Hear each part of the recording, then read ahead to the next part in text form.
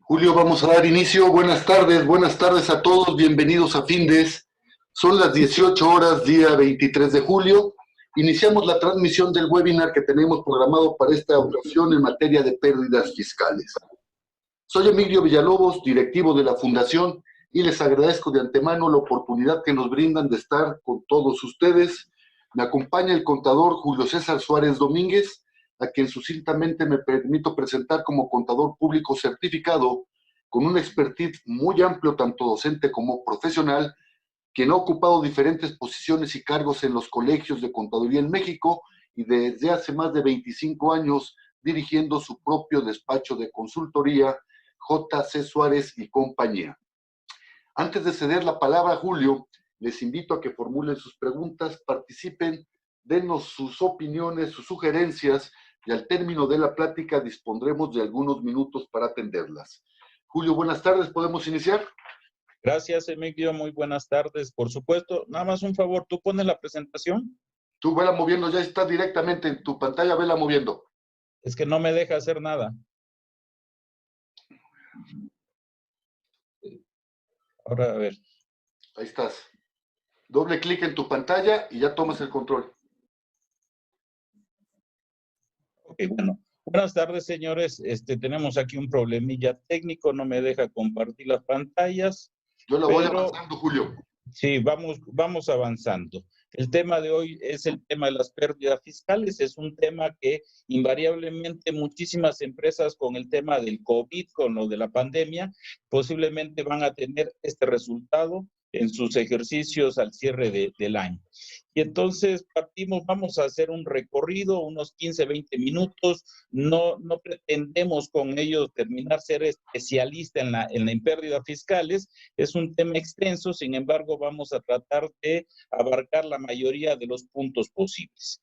Entonces, primero tenemos el concepto, la definición de pérdida.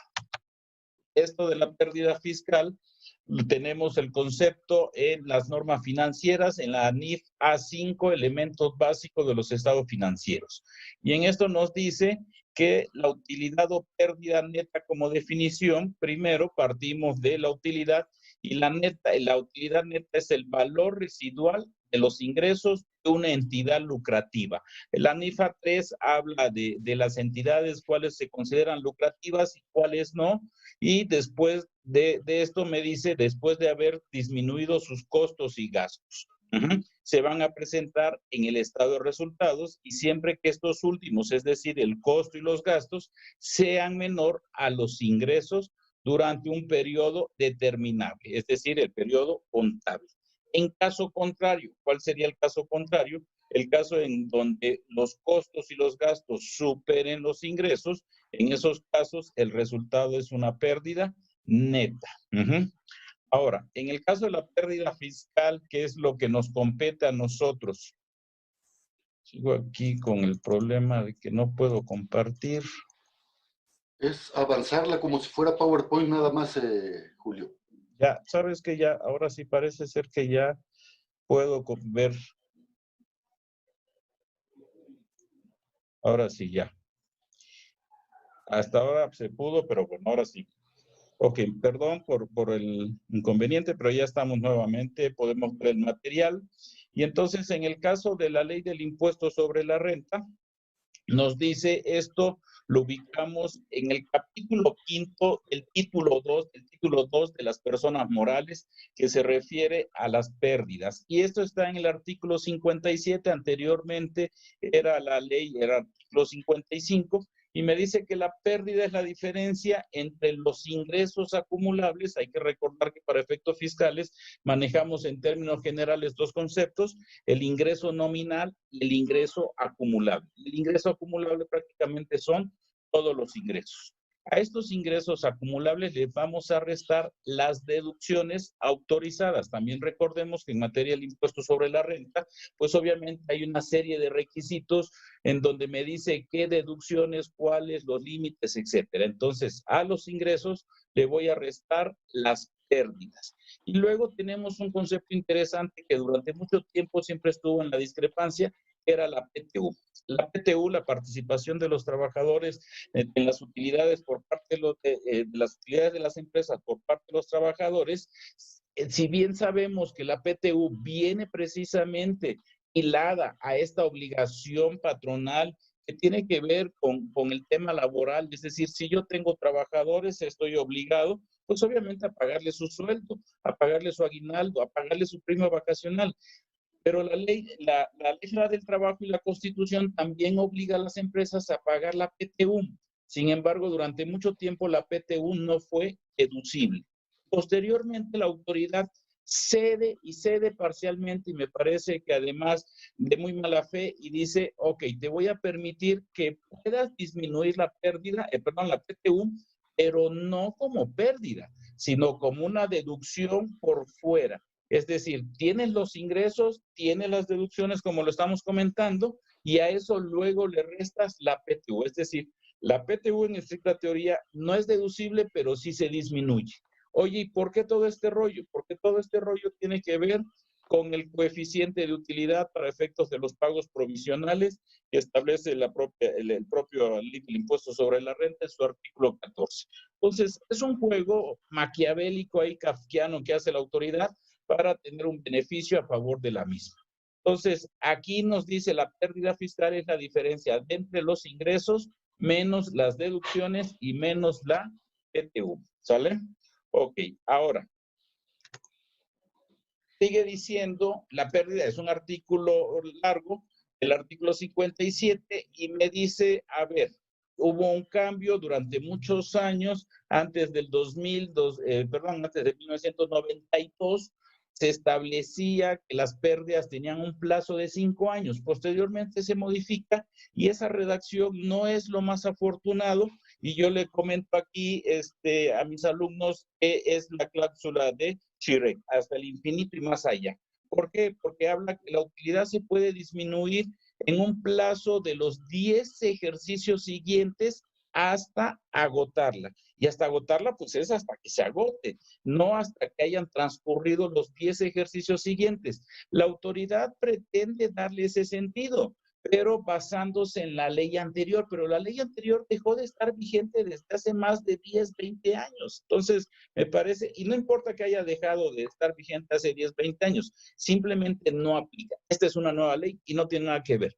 Oye, que hay un antecedente, sí, pero la redacción en la ley anterior decía que una vez transcurridos los 5 años y no se hubiera agotado, entonces ya no la puedes aplicar, pero aquí no dice más, dice textualmente como se está mostrando ahí. En un plazo, dice, podrá disminuirse de la utilidad fiscal de los 10 ejercicios siguientes hasta el infinito y más allá, hasta agotar. El segundo punto, en donde algunos especialistas, y cuando hablo de especialistas me refiero a derecho fiscal, hablan de que vamos a suponer nosotros es nuestro primer ejercicio fiscal, 2020, y tenemos pérdida, y 2021 tenemos pérdida, y 2022 tenemos pérdida, y 2024 tenemos pérdida. El primer año que tenemos utilidad es 2005. Pues mi pérdida del 2020, que fue cuando yo inicié, pues la voy a empezar a aplicar 10 años a partir de cuando yo obtenga utilidad. Así hablan algunos especialistas. Obviamente este criterio no lo comparte la autoridad, pero esto es lo que llega a suceder cuando la redacción no es lo más afortunado posible. Okay. Luego viene el párrafo del derecho del cine. Sí, yo le digo que es mi ticket del cine. ¿Qué sucede cuando tú tienes un boleto para ir al cine? Y vamos a suponer que la función es para el día de mañana a las 6 de la tarde. Y por alguna situación no puedes llegar, pues entonces ni modo que llegues el sábado y le digas al del cine, oiga, ¿qué crees? Se me olvidó. Es que era para ayer, pero me da chance de poder entrar hoy. Entonces, te dice el cine, no. Usted tenía para una función el viernes a las 6 de la tarde. No ejerció su derecho, pierde su derecho, punto. ¿Sí? Lo mismo pasa con la pérdida.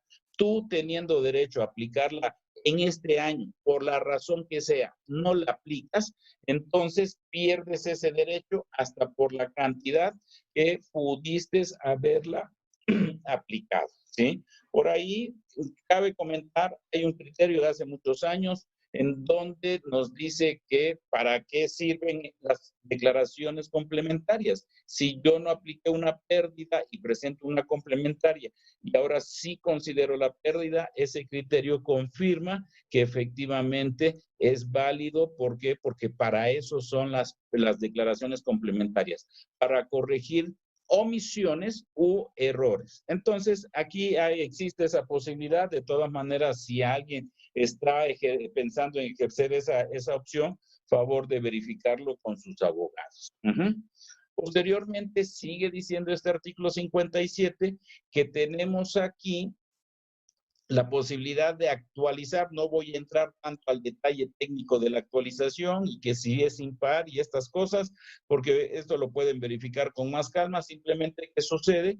Si mi pérdida es del 2020 y comentaba yo en el ejercicio de hace rato, tenía utilidad hasta el 2025, pues obviamente esta pérdida del 2020 voy a poderla actualizar para poderla enfrentar con cifras reales, ¿sale? Ok. Luego me salto un parrafito que habla de los meses impares y me dice: el derecho a disminuir las pérdidas es personal del contribuyente, es decir, tú no las puedes heredar, no las puedes transmitir de una manera directa.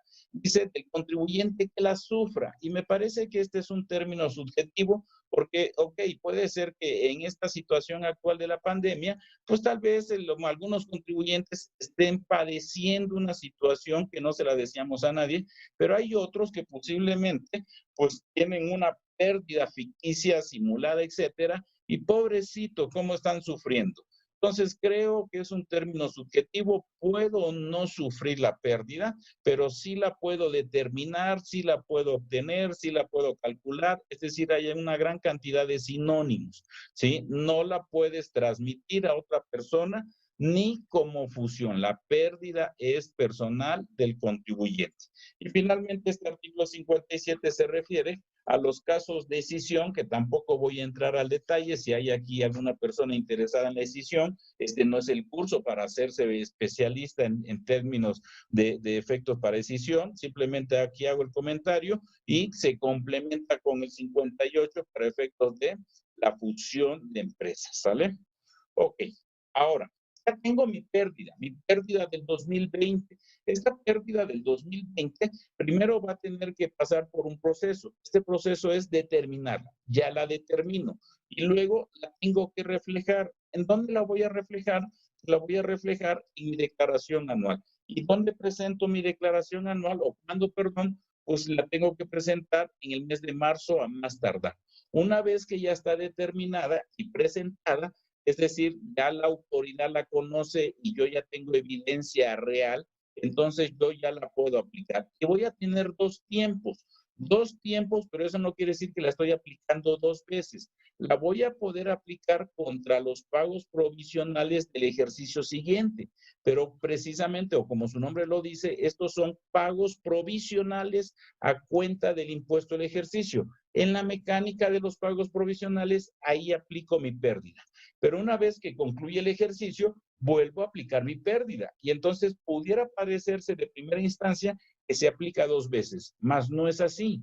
En realidad, los pagos provisionales de esa cuenta, al final del ejercicio, vuelvo a considerar todo, le resto lo pagado y nada más aplico una sola vez la pérdida.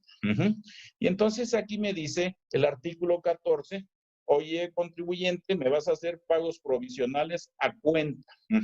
Para estos efectos vas a tener que determinar una utilidad fiscal para tu pago provisional. ¿Cómo? Con base a tu coeficiente de utilidad, ¿sí? Y posteriormente, el inciso C me dice, a esa utilidad que hayas determinado, le vas a restar, en su caso, la pérdida fiscal de ejercicios anteriores pendiente de aplicar. Incluso, también me aclara este artículo 14, me dice, sin perjuicio de disminuir dicha pérdida de la utilidad del ejercicio. Entonces, aquí es donde podemos ver que efectivamente la pérdida no se aplica dos veces, se aplica tanto en pagos provisionales como en la declaración anual. Y obviamente voy a tener aquí varias consideraciones. Primero, la pérdida, acuérdense va a ser actualizada. Segundo, puedo traer varias capas de pérdida, es decir, tal vez traiga una pérdida del 17, una del 18, en 19 hubo utilidad, pero me quedaron remanentes, ahora en 20 voy a tener otra vez pérdida, pues traigo distintas capas, todas estas capas van a estar actualizadas a la fecha que establece el artículo 57. Ok. Y la ley del impuesto sobre la renta también me habla de estas pérdidas que se lleguen a obtener en estos regímenes preferentes, artículo 177. Y me dice que únicamente en estos casos en particulares que se hable para este tipo de entidades se va a poder aplicar siempre y cuando sean en entidades o figuras jurídicas que las hayan generado. Otra vez vemos que no puede haber una transmisión de dichas pérdidas. Y esto sería todo en materia de impuestos sobre la renta. Sin embargo, es preocupante y hay que tener en cuenta el Código Fiscal de la Federación, en donde hay una gran consideración de conceptos que hay que estar tomando en cuenta. Y primero es la modificación que entró en vigor este año, el artículo 17H bis, el famoso decálogo que debe de estar observando cada uno de ellos para efectos de evitar la cancelación de los sellos digitales. Sabemos que estos sellos digitales nos sirven principalmente para poder timbrar, poder facturar. Y entonces la autoridad nos tiene ahí amenazados que si te portas mal, no te voy a dejar salir al recreo y te voy a quitar la posibilidad de facturar. Y entonces me dice, a ver, te voy a quitar el sello digital artículo 17H bis y en su fracción 10 me dice ¿cuándo?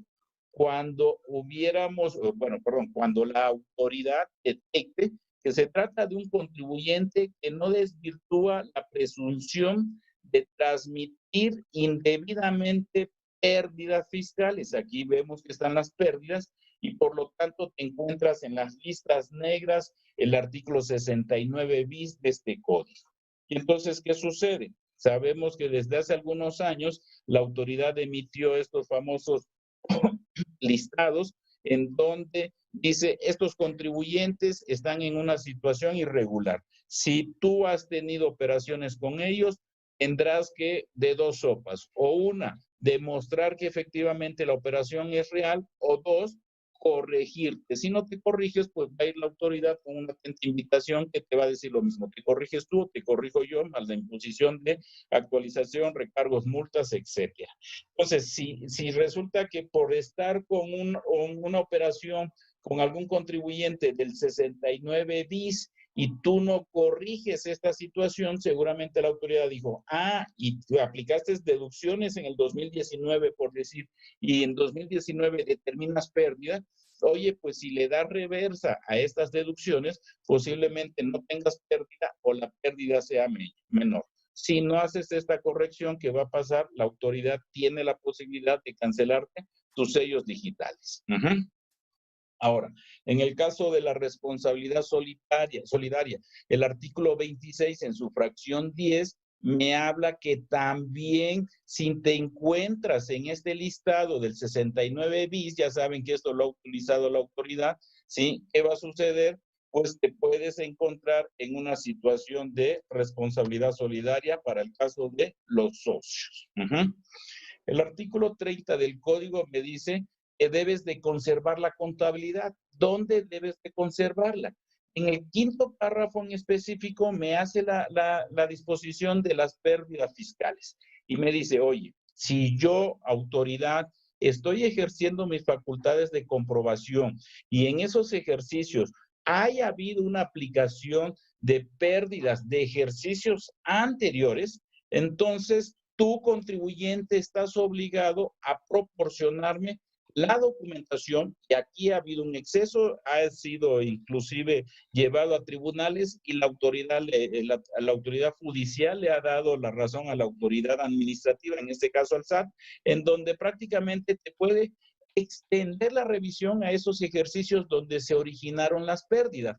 ¿Por qué? Porque esta redacción del artículo 30 me dice, me tienes que proporcionar toda la documentación que acredite el origen y procedencia de la pérdida fiscal.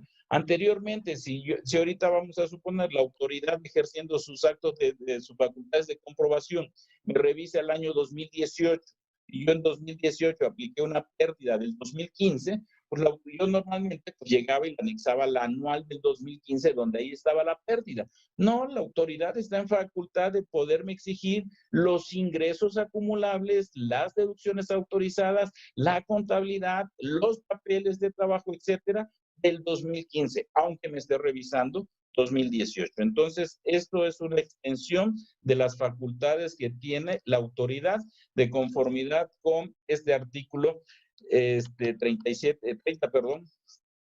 del Código Fiscal de la Federación. Ahora, tenemos en este caso también el artículo 32D. Recuerden por ahí la famosa opinión que llegan a solicitar los contribuyentes. ¿Sí? Esta opinión nos habla de la opinión de cumplimiento. Entonces, ¿qué sucede con la opinión de cumplimiento? Me dice cuándo es positiva o cuándo no es positiva. Y me dice que va a salir negativa cuando no hayas desvirtuado la presunción de emitir comprobantes fiscales o bien, que amparan operaciones inexistentes o transmitir indebidamente pérdidas fiscales y por tanto te encuentres en los listados del 69 o 69 bis. Es decir, también puede afectar tu opinión negativa.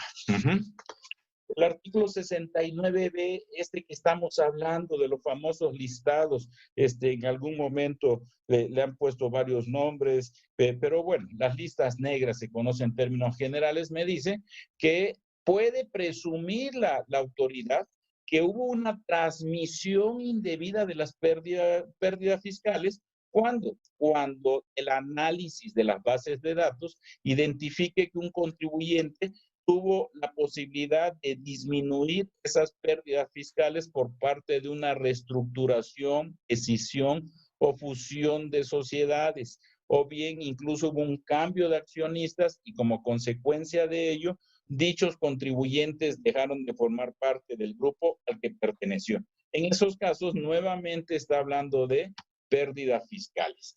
Y esta presunción me dice cuando obtengas pérdidas fiscales en los 3 ejercicios siguientes o en los 3 ejercicios siguientes al de la Constitución, es decir, primero se planea la pérdida, luego la impactas, etcétera. No voy a entrar al detalle del 69B. Y posteriormente el artículo 76, que es donde comienza toda esta cuestión de las multas y las sanciones. Primero me define el concepto y luego me define la cantidad. Me dice que en los casos que haya pérdidas fiscales mayores a las realmente sufridas, se insiste en este concepto subjetivo, la multa se va a incrementar del 30 al 40% entre la diferencia que resulte de la pérdida declarada y la que realmente te corresponda para que dejes de estarle jugando al vivo.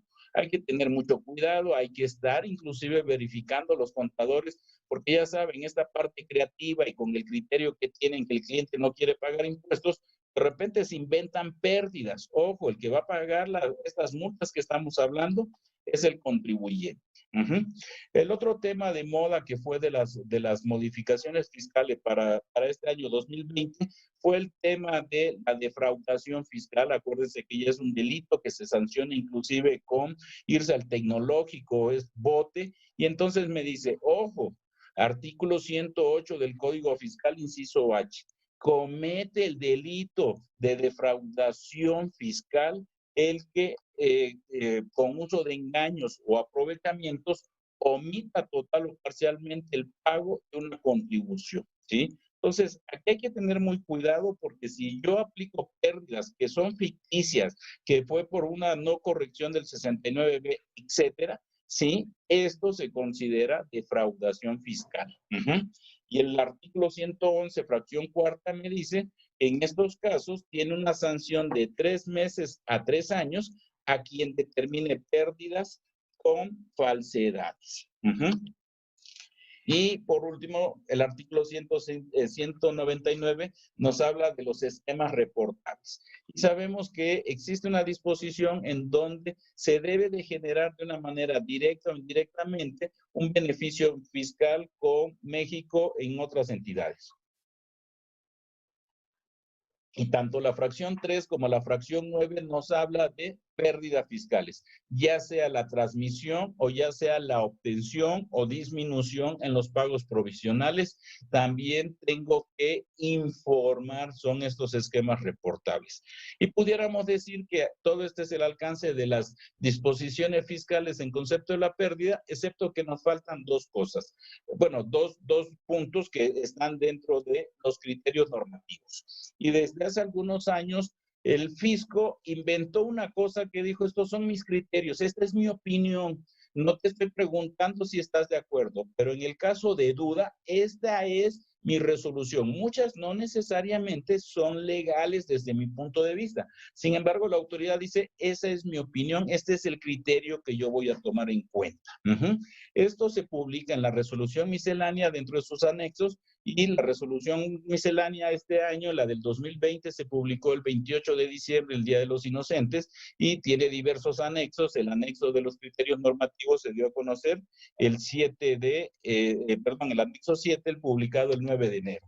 Y hay dos criterios normativos. Uno, la actualización de pérdidas para decir, oye, en el caso del factor, este es el factor que debes de considerar por si tienes alguna duda.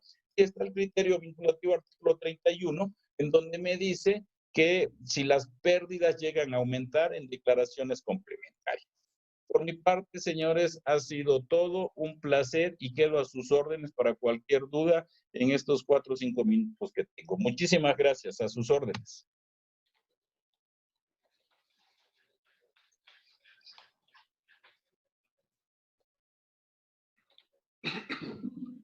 Gracias, Ya, mi querido, ya acabamos, ¿sí?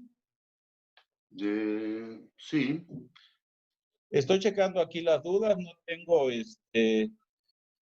ninguna duda. De todas maneras, si llega a haber alguna duda más adelante, me haces favor de mandarla y yo le doy respuesta. Muchas gracias, Julio. Buenas tardes.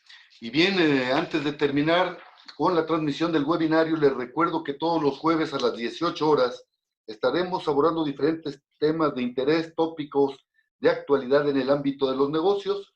Y el próximo jueves 30 de julio abordaremos el tema, estaremos hablando en torno al cambio organizacional. Los esperamos, inviten a sus compañeros, inviten a sus amigos, y siendo las 18 horas con 27 minutos, día 23 de julio, damos por concluida la transmisión de este webinario. Julio, muchas gracias a todos. Hasta luego. Un placer, hasta luego. Muchísimas gracias.